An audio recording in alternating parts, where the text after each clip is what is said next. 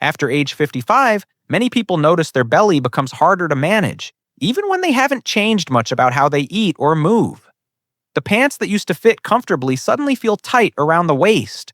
The scale creeps up by a pound or two each year, and that weight settles stubbornly around the midsection. This isn't about vanity. Carrying extra weight around your middle is directly linked to higher risk of heart disease, type 2 diabetes, sleep apnea, joint pain, and even certain cancers. What frustrates most people is that the old advice, eat less and move more, doesn't seem to work the way it used to. You might be eating the same portions you always did, or even less, and still the belly grows. The truth is, your body has changed in specific ways after 50, and if you don't adjust your approach to match those changes, you're fighting an uphill battle you're unlikely to win. The reason has to do with 3 major changes that happen inside your body after you pass 50. Research shows visceral fat increases dramatically in both men and women between the 3rd and 7th decades of life. This isn't the pinchable fat just under your skin. Visceral fat is the deeper fat that wraps around your internal organs, releasing inflammatory chemicals into your bloodstream and interfering with how your liver, pancreas, and other organs do their work. Studies have connected visceral fat accumulation to insulin resistance, type 2 diabetes, cardiovascular disease, stroke, metabolic syndrome, and increased mortality. This explains why someone can be only moderately overweight but still develop serious health problems, because where the fat sits matters more than the number on the scale. The first change is muscle loss. Between your 30s and your 70s, you naturally lose muscle mass every year unless you actively work to prevent it. Skeletal muscle typically makes up about 50% of total body weight in young adults, but decreases to approximately 25% by age 75 to 80. Muscle is metabolically active tissue that burns calories even when you're sitting still. When you lose muscle, your resting metabolism drops, which means you burn fewer calories doing exactly the same activities you always did.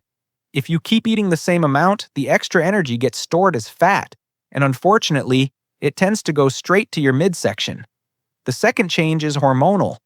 Both men and women experience shifts in sex hormones after 50. After menopause, estrogen levels decline in women, and the androgen to estrogen ratio increases, leading to redistribution of lipids to the visceral adipose tissue compartment, along with heightened risk of cardiovascular disease, hypertension, and diabetes. Men also experience declining testosterone, which affects where fat gets deposited. These hormonal shifts essentially reprogram your body to favor abdominal fat storage over the more benign subcutaneous fat you might have carried on your hips or thighs when you were younger. The third change involves what's called brown fat. Brown fat is a special type of fat tissue that actually burns calories to generate heat. Studies show brown adipose tissue activity declines with advancing age and increasing body fat percentage. Young people have more active brown fat, which helps them maintain their weight more easily. As this brown fat becomes less active or disappears with age, you lose another tool your body once used to regulate energy balance. All 3 of these changes, muscle loss, hormonal shifts, and declining brown fat activity, work together to make belly fat accumulation almost inevitable unless you take specific action to counter them. Here's what actually works to support a flatter belly after age 55, based on what research consistently shows. The most effective approach combines resistance training to build back lost muscle, strategic protein intake to fuel that muscle, and moderate calorie awareness without extreme restriction. This isn't about dramatic transformation in 30 days. It's about creating sustainable habits that reverse the biological tide working against you. Start with resistance training, which means using your muscles against some form of weight or resistance. A systematic review analyzing dozens of studies found that resistance training reduced body fat percentage, body fat mass, and visceral fat in healthy adults. For older adults specifically, a randomized trial showed that combining weight loss with both aerobic and resistance exercise was most effective, reducing visceral fat significantly and improving insulin sensitivity. The combination approach beat either aerobic or resistance training alone. What makes resistance training so powerful for belly fat is that it addresses the root cause, muscle loss. When you rebuild muscle, you restore your metabolic rate and create tissue that burns calories continuously, not just during the workout itself. You don't need a gym membership or fancy equipment to start. Bodyweight exercises work perfectly well for most people over 55. Begin with movements you can control safely. Wall push-ups are an excellent starting point if regular push-ups feel too difficult. Stand arm's length from a wall, place your palms flat against it at shoulder height, and slowly bend your elbows to bring your chest toward the wall. Then push back. Aim for 2 sets of 8 to 12 repetitions. Chair squats teach you the squat pattern safely. Sit in a sturdy chair, then stand up without using your hands if possible, and sit back down with control. The chair is there for safety, but try to barely touch it on the way down before standing again. Do 2 sets of 10 repetitions. For your core, try the modified plank. Instead of balancing on your toes, drop to your knees while keeping your body straight. From knees to shoulders, forearms on the floor. Hold this position for 15 to 30 seconds, rest, and repeat 3 times. As you get stronger over several weeks, progress by making exercises slightly harder. Do push-ups from your knees instead of the wall. Do squats without the chair, or hold a gallon jug of water at your chest. Hold planks from your toes instead of your knees. The principle is progressive overload, which means gradually asking your muscles to do more work over time. This steady progression is what triggers your body to maintain and build muscle tissue.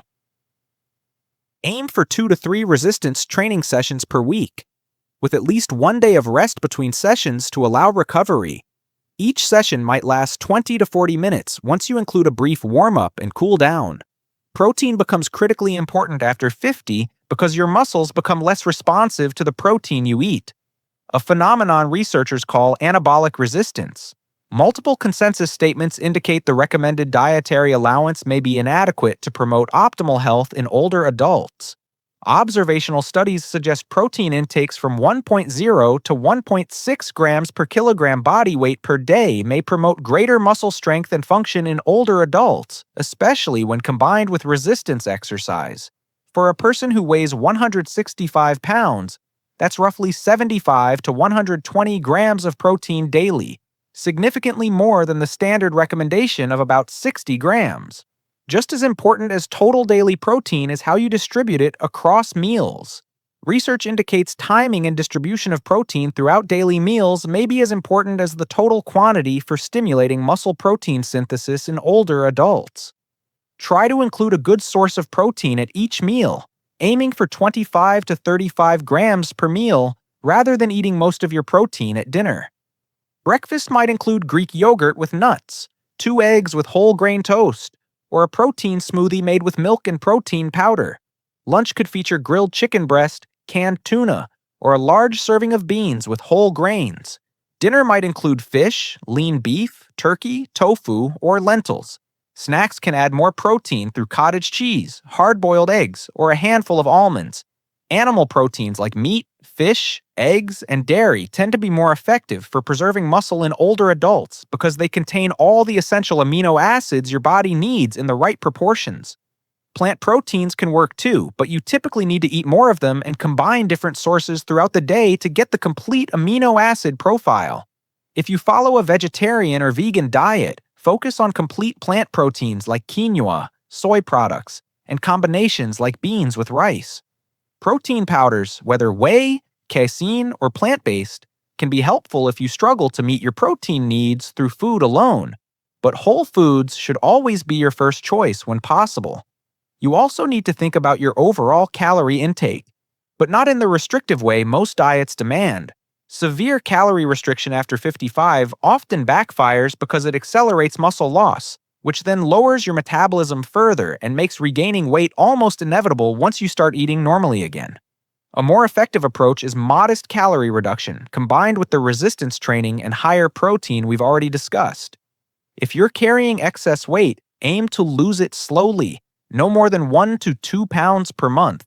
This gentle pace allows you to lose fat while preserving or even building muscle, especially if you're new to resistance training. Simple walking remains one of the most accessible and effective tools you have. Walking doesn't require special equipment, gym membership, or athletic ability. It's something almost everyone can do at their own pace. Research suggests that at least 10 metabolic equivalents times hours per week in aerobic exercise, such as brisk walking or light jogging, is required for visceral fat reduction. That translates to roughly 150 minutes per week of moderate activity, or 30 minutes 5 days a week. Brisk means walking at a pace where you can still talk but feel slightly breathless, faster than a casual stroll, but not so fast you can't hold a conversation. If you can't manage 30 minutes at once, break it into smaller chunks. 3 10-minute walks spread throughout the day produce similar benefits to one longer walk. Start where you are. If you can only walk 10 minutes comfortably, do that every day for 2 weeks, then add 5 minutes. Keep progressing gradually until you reach 30 to 45 minutes most days. Walking on varied terrain, adding slight inclines, or carrying light hand weights can increase the intensity as you get fitter. The combination of resistance training and walking creates the most powerful effect. While resistance training rebuilds muscle and boosts your resting metabolism, walking burns calories and specifically targets visceral fat without requiring the same recovery time as strength work.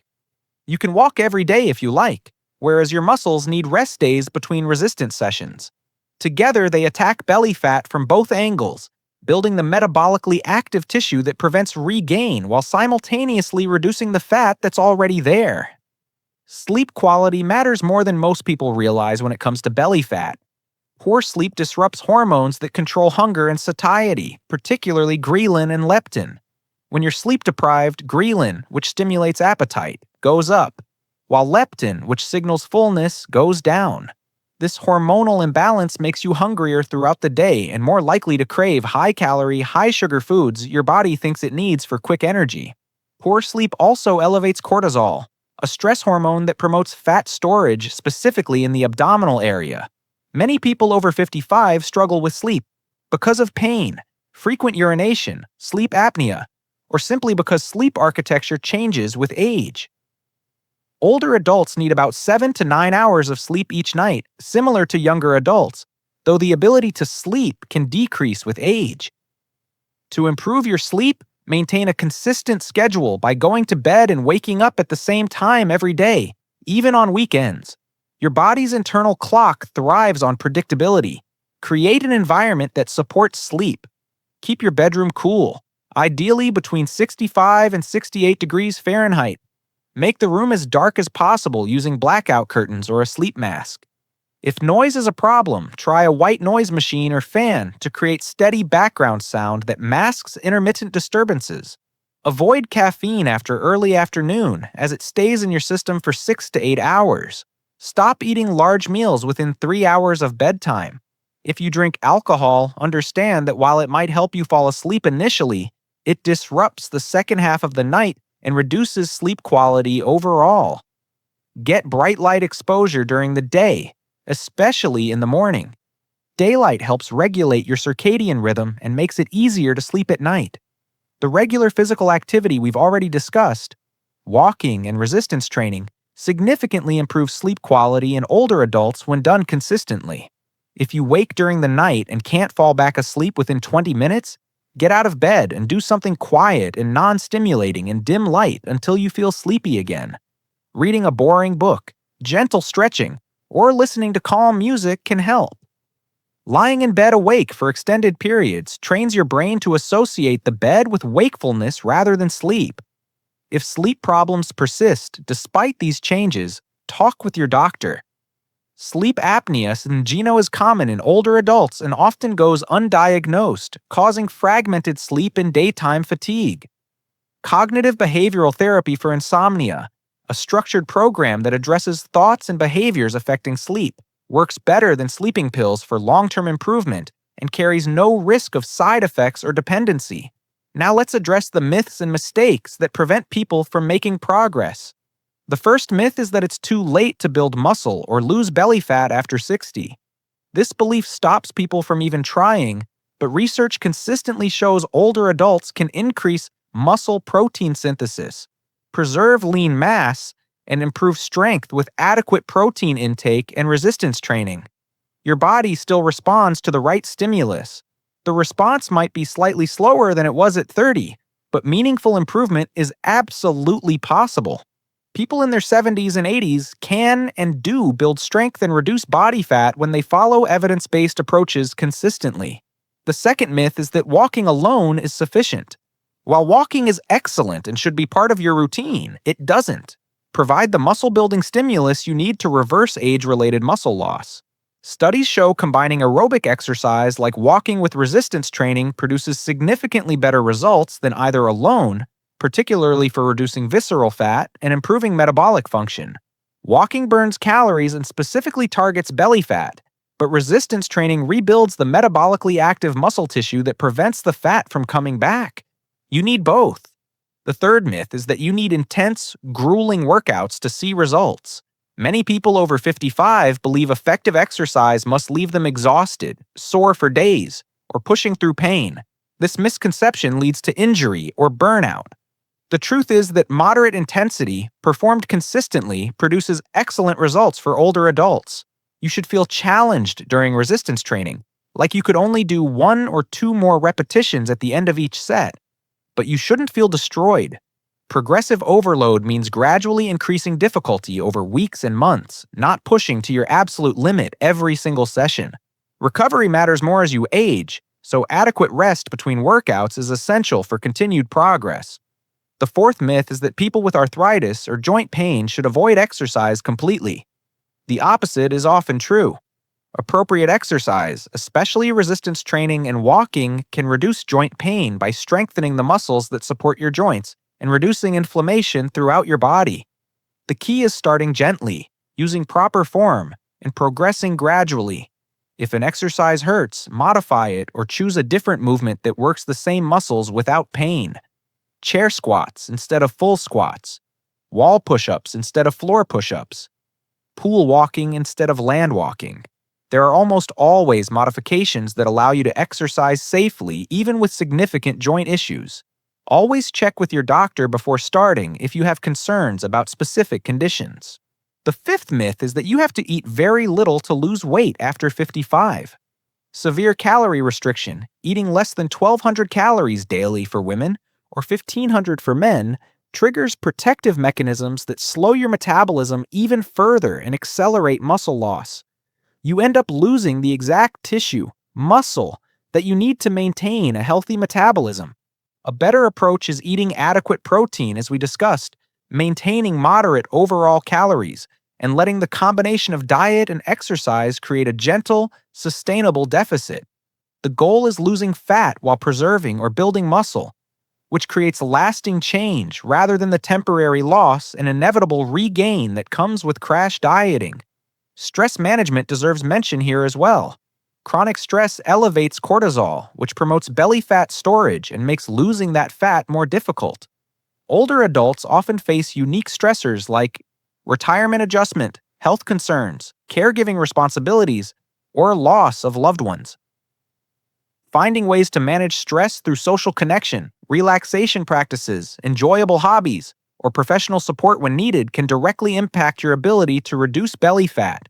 Even 10 minutes daily of deep breathing, gentle stretching, or meditation can lower cortisol levels and improve your body's response to the other healthy habits you're building. Hydration plays a supporting role that people often overlook. As you age, your sense of thirst becomes less reliable, so you might not feel thirsty even when your body needs water. Dehydration can slow your metabolism, make you feel more fatigued during exercise, and sometimes masquerade as hunger. Aim for 6 to 8 glasses of water daily. More if you are exercising or it's hot outside. If plain water feels boring, add a slice of lemon or cucumber, or count unsweetened herbal tea toward your total. Adequate hydration supports every bodily function, including the ones that regulate fat storage and metabolism. The mindset you bring to this process matters enormously. After 55, you're not trying to look like you did at 25. That's neither realistic nor necessary for excellent health and function. The goal is feeling strong, capable, energetic, and independent as you move through your 60s, 70s, and beyond. The goal is climbing stairs without getting winded, playing with grandchildren without joint pain, traveling without worrying about mobility, and avoiding or reducing medications for chronic conditions. A flatter belly is a welcome side effect of building a body that serves you well. Progress will not be linear.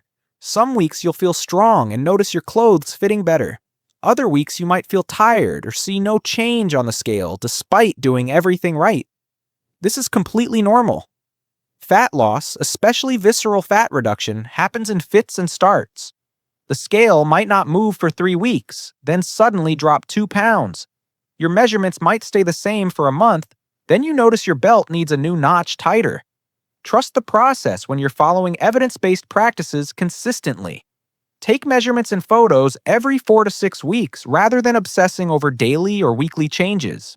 Notice non-scale victories like having more energy, sleeping better, or finding exercise easier than it was a month ago. Expect to invest 3 to 6 months before you see substantial changes. This isn't a 6-week transformation program. Building muscle takes time. Reducing deep visceral fat takes time. Changing metabolic patterns that have been in place for years takes time. But time is going to pass anyway. 6 months from now, you can either be further along this path with measurable improvements in how you look, feel, and function, or you can still be where you are now, wishing you'd started sooner. Small, consistent actions, 2 to 3. Resistance training sessions per week. Walking most days. Adequate protein at every meal. Good sleep habits, and modest calorie awareness compound over months into meaningful transformation. You don't have to do this perfectly. Missing a workout occasionally or having a day where you eat poorly doesn't undo your progress. What matters is the overall pattern of your habits across weeks and months. If you stick with the plan 80% of the time, you'll still see excellent results. Perfectionism often becomes the enemy of progress because one slip-up triggers a feeling of failure and abandonment of the entire effort. Instead, view each day as independent. One poor day doesn't require compensation or punishment. Just return to your normal routine the next day and keep moving forward. Consider working with professionals if you can. A physical therapist can help if you have significant pain or mobility issues, teaching you safe modifications and progressions. A registered dietitian can create a personalized nutrition plan that accounts for your medical conditions, medications, and food preferences. A personal trainer experienced with older adults can teach proper exercise form and design a program that matches your abilities and goals. Many communities offer group exercise classes specifically designed for older adults, which provide both instruction and social support. Check with your local senior center, YMCA, or community recreation department for options. If you take medications for blood pressure, diabetes, or other chronic conditions, monitor your numbers as you make these changes and communicate regularly with your doctor. As you lose weight, build muscle, and improve your metabolic health, you may need adjustments to your medications. This is good news.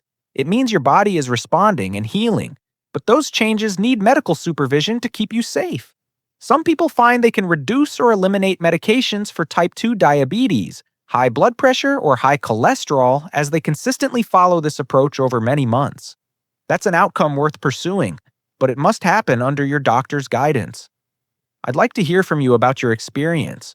What's your biggest challenge when it comes to maintaining a healthy weight and flat belly after age 55? Is it finding time for exercise, knowing which exercises to do, managing your eating habits, dealing with pain that limits movement, or something else entirely?